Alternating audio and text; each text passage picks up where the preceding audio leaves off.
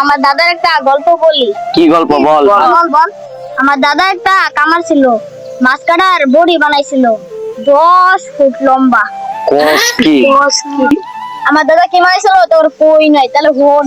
আমার দাদা একটা মাছ ধরছিল বসি দিয়া 300 কেজি ওজন। আবার গাহলা কোস কি মাছ কাটছে কি দিয়া?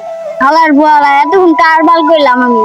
আমার দাদা 10 ফুট বড়ি বানাইছিল, এটা কি কাটালে বানাইছিল?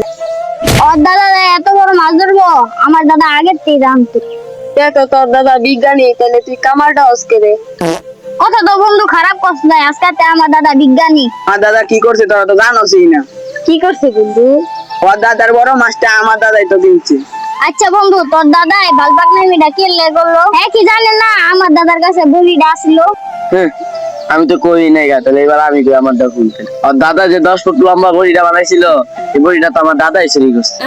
মাছটা যদি পচাইতে না চাস আঙ্গো বাইক পাড়াই দিস।